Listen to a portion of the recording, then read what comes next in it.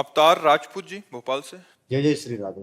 श्री हरिवंश महाराज जी, राधे राधे गुरुदेव भगवान। महाराज जी, हर युग में भगवान किसी ना किसी रूप में आते हैं।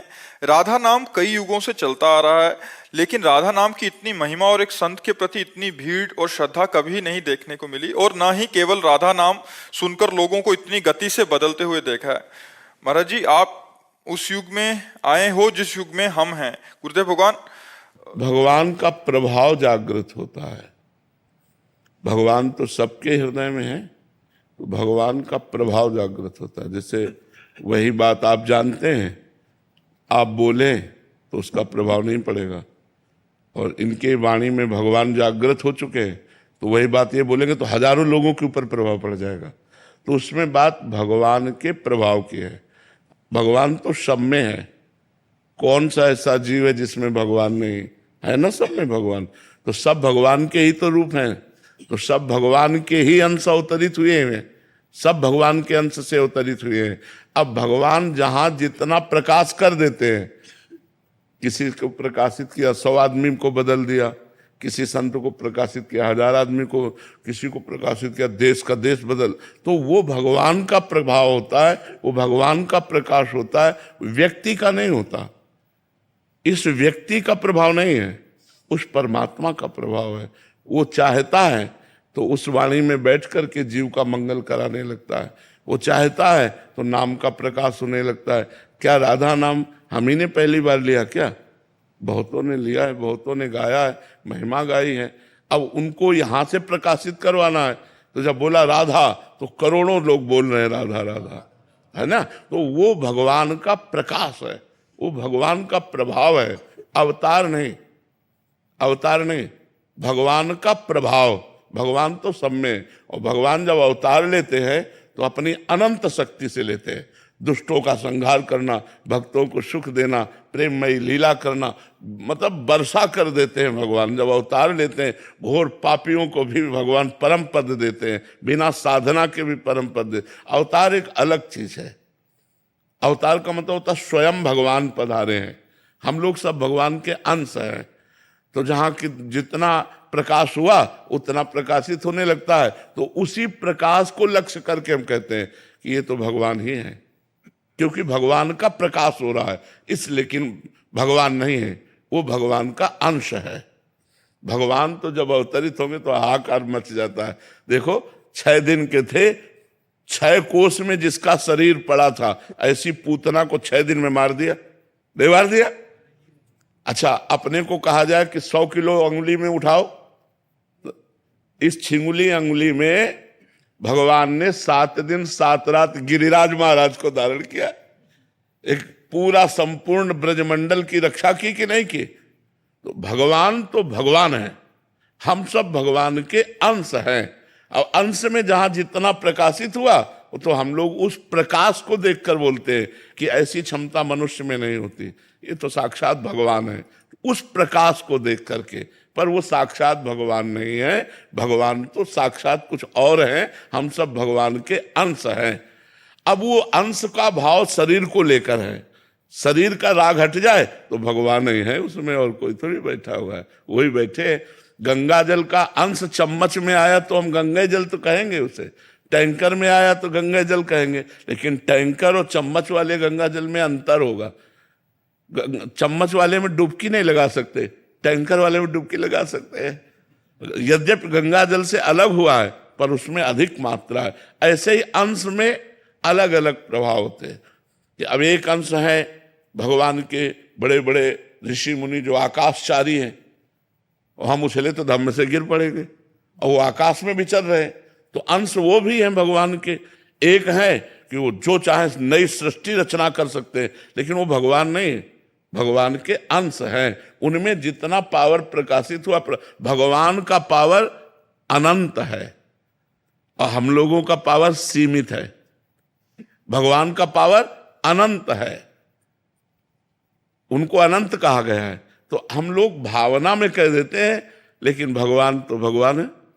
जब वसुदेव देवकी जी ने पूर्व जन्म में तपस्या की और भगवान से कहा आप जैसा पुत्र चाहिए, तो कहा मेरे जैसा तो सिर्फ मैं ही हूं, मैं ही आऊंगा।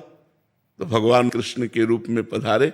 जब मनु शतरूपा ने तपस्या की, भगवान प्रकट हुए, तो भगवान से कहा हमें आप जैसा पुत्र चाहिए। तो उस समय भी भगवान यही बोले कि मेरे जैसा तो सिर्फ मैं ही हूं। तो वही राम जी के रूप में प्रकट हुए, मनु शतरूपा दशरथ कौशल्या बने और भगवान राम के रूप। तो भगवान जैसे तो सिर्फ भगवान है। भगवान के भय से वायु चलती है, भगवान के भय से मृत्यु भयभीत होकर काम कर रहा है, भगवान के भय से पृथ्वी जल में नहीं डूब रही, भगवान के भय से सूर्य चंद्रमा अपना प्रकाश समय पर कर रहे हैं। भगवान भगवान है, भगवान जैसा कोई नहीं है। हाँ, कहीं कहीं भगवान का तेज प्रकाशित होता है, वो अंश मात्र में होता है कि मतलब 1000 लोग देखकर प्रभावित हो गए, लाख लोग देखकर प्रभावित हो गए, वो भगवान का तेज प्रकाशित हो रहा है, भगवान नहीं। भगवान तो अनंत महिमाशाली है। जितने ब्रह्मांड हैं ये भगवान के एक रोमकूप में है, इतने महान भगवान हैं। देख रावा माते तिन अद्भुत रूप अखंड, रोम रोम प्रतिलागे कोटि कोटि ब्रह्मांड। जैसे गूलर के फल में दाल ऐसे झुके और उसमें 10 गूलर लगी है, ऐसे एक रोमकूप में 10 ब्रह्मांड, लाखों ब्रह्मांड है। और उस ब्रह्मांड में एक ब्रह्मांडीय मृत्युलोक है, और इस मृत्युलोक में कितने जीव है। अब भगवान की महिमा सिर्फ भगवान, भगवान जैसा कोई नहीं। हाँ, भगवान का जहां प्रकाश, किसी की वाणी में प्रकाश, किसी के चेहरे में प्रकाश, किसी की भुजाओं में बल रूप से प्रकाश, अलग अलग, किसी के माइंड में प्रकाश, अलग अलग प्रकाश दिए हुए हैं। तो भगवान का ही सब। अब देख लो, भगवान का प्रभाव है तो वैज्ञानिकों ने क्या क्या नहीं बना दिया। भगवान ने ही तो पावर दिया वैज्ञानिक को माइंड का। अब एक कील फेंको ऐसे ऊपर, वो धम्म से नीचे गिर जाएगी और सैकड़ों आदमियों को बैठाल के हवाई जहाज उड़ता है नहीं उड़ता है, वो भी तो धातु का ही तो बना होता है और हवाई जहाज उड़ता है। तो ये सब किसने दिया? भगवान ने ही तो दिया। सबको माइंड भगवान ने ही दिया। हम एक साइकिल की चैन उतर जाए तो चढ़ाना मुश्किल पड़ जाता है, क्योंकि हमारी तमीज उतली है, और एक आदमी की हवाई जहाज उड़ा रहा है। तो भगवान ने माइंड का विकास किया है, भगवान ने अपना अपना प्रभाव रखा है कि उसकी वाणी बोले तो हजारों का परिवर्तन हो जाए। वो भगवान उसकी वाणी में प्रभाव प्रकाशित करते हैं, ना कि वो भगवान है। भगवान तो अद्वितीय है, भगवान जैसे तो सिर्फ भगवान है। जैसे कालिया नाग पूरा काली दह जहर से तपता था, गौं ने और ग्वाल बालों ने पी लिया तो सब मर गए।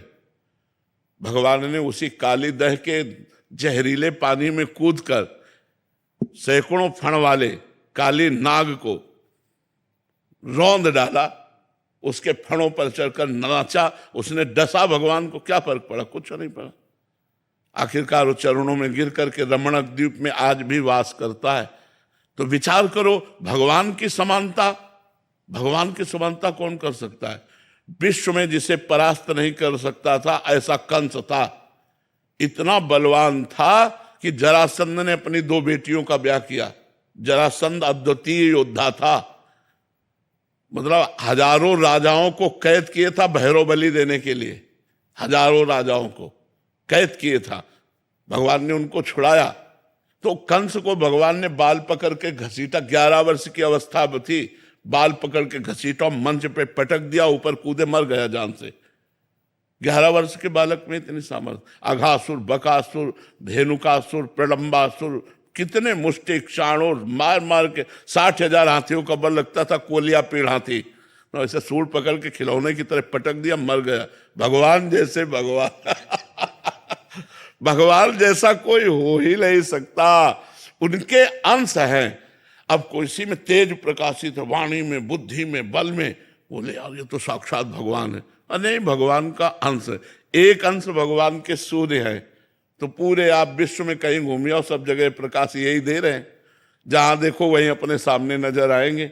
एक अंश से भगवान से माया पूरी, एक शक्ति है माया, ऐसी अनंत शक्तियों के स्वामी भगवान है। तो भगवान जैसा तो सिर्फ भगवान है। हाँ, ये वो चयन खुद ही करते हैं किसमें ये प्रकाश दे? हाँ, ये उनका अपनी कोई इसमें गतिमति काम नहीं करती। अलग अलग वैभव भगवान प्रकाशित किए, अपनी अपनी क्षमता के अनुसार भगवान वहाँ पावर दे दिए, जैसे जैसे कर्म के अनुसार क्षमता है वैसा प्रकाश हो रहा है। तो भैया भगवान जैसे तो सिर्फ भगवान है, और भगवान का अवतार जब होता है तो कभी कभी होता है, जैसे अभी पीछे द्वापर में हुआ था कृष्ण अवतार।